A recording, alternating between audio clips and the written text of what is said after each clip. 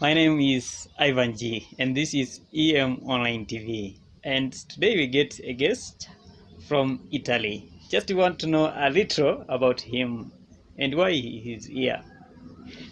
Welcome. Hi, Evan. I'm Andrea. I'm Italian, and I'm here in the SINA village to help out Django International. I came here because my university is located in Sweden and knows Django International and collaborate with them, and so just gave me the opportunity to come here and try to help because I studied international business, and so I'm coming here as a facilitator, a trainer for the startup that are active here in Django International.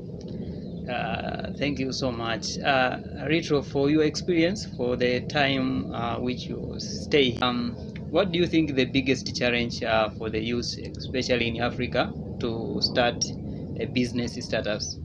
I would say generally the environment is totally different, and it's not really an environment in which you expect to have a lot of innovation, a lot of new things coming up in a certain way because you have a capital issue. Like, for example, here the banking system does not work like Europe, so not just the banking system, but also the funding system is different. So it's harder to raise capital, to get to investor, to get good ideas, to actually scale them up. I find it way more challenging here than it is in Europe, for example. Yeah, and also I wish to know for you how someone he can fundraise his business. Definitely fundraising a business shouldn't be the first point um, for a successful startup. It's absolutely important, but for sure, to get good funding, you need to have a good idea behind it. And something I noticed here is like it's plenty of really, really good ideas, but they lack the opportunity to get access to funding easily. So, something that I would say to people that are searching for funding, they have to start basically from a good idea, and from the idea, they have to start networking. And usually, at least in Europe, it's easier because we have a lot of like startup accelerator. There's a lot in the business, and it's also easy to connect through LinkedIn, for example, or through online platforms to potential investors that want to invest in companies. Yeah, and what is the most biggest mistake which made many startups to fail?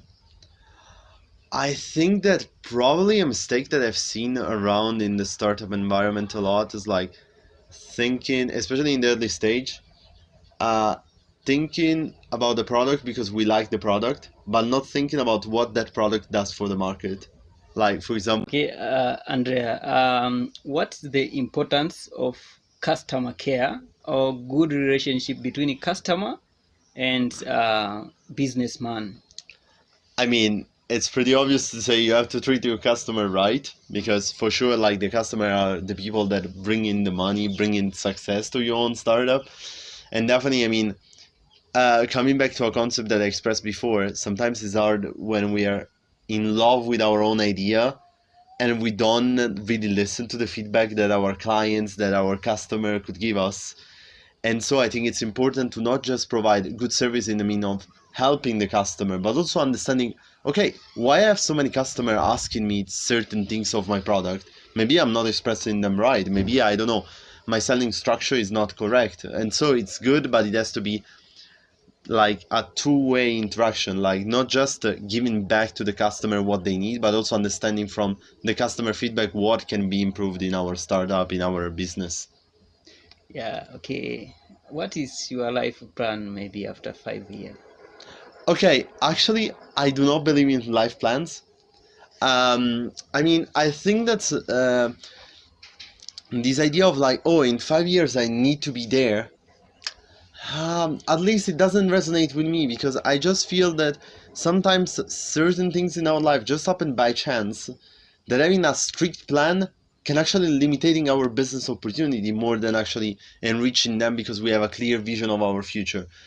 Definitely about myself, if I can just express about myself, I want to grow professionally. I'm just starting working full time as soon as I'll be back in Europe, and I plan to grow within a corporate to learn certain skills and maybe in the future fund something that it's more mine, but only if I'll find the right idea. If not, I'd like to grow as a businessman and find the right position but I don't have a dream job to have to reach within 5, 10, or 15 years. I just believe that life is a bit more complicated than that. You will have a few minority of people that would have their dream job already set, their plan already scheduled, but I'm just not done in that way. I just more see where the path brings me and just adjusting the direction like time by time. Or to give any Yeah. advice to use? Oof. I mean, something that I found extremely useful is to keep dreaming a bit bigger, because I grew up in not the most developed area of Italy, and I ended up having a really good education thanks to the sacrifices of my family, thanks also to some scholarship, thanks also to some luck. But if I wouldn't have dreamt that, like, oh, maybe I can achieve to get really, for example, admitted in a really good school for my master degree, and I would have decided to not apply because I would have not believed in myself, I wouldn't have the same opportunities that I'm having now. So I would say that something that I would really suggest youth people is to try to not self-limiting yourself, like to self-limit yourself, like because sometimes maybe some limits definitely exist.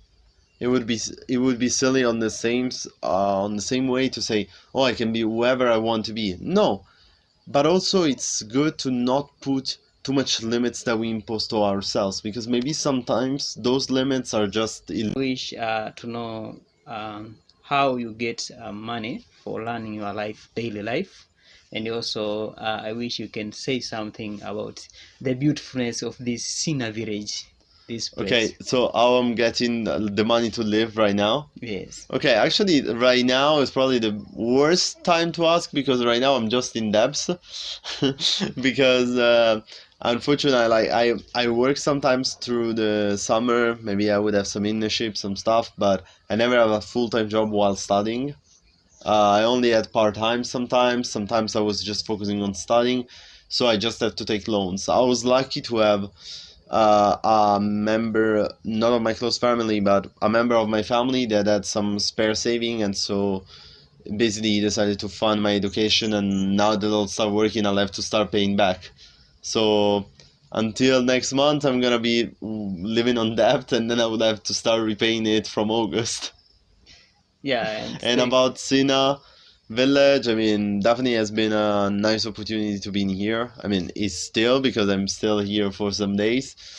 And definitely was nice to, I don't know, getting challenged from having a complete different environment of this kind of idea of being in a community of startups, but not the kind of startup that I've worked for before, but like startups in Africa that work a bit different.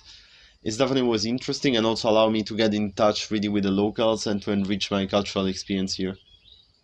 Thank you so much. I think today I really seem like I'm so lucky because I get the very beautiful information about the business. There is something I noted and I really wish to try to apply in my daily life. But I don't forget the advice which he gave us, never give up. And also I really like and appreciate the part when he appreciates the parent. The way he appreciates the parent for sacrifice their money to make sure that he get education. The same things which happened to me, whereby my parent also sacrificed a lot of money, not money only, also some assets. They sell some asset to make sure that I get education. And for real, through that sacrifice, that's why today I'm here in Uganda. And also I dream big, maybe to reach at Europe and other places. My name is Ivan G, and this is EM Online TV. Please don't forget to subscribe.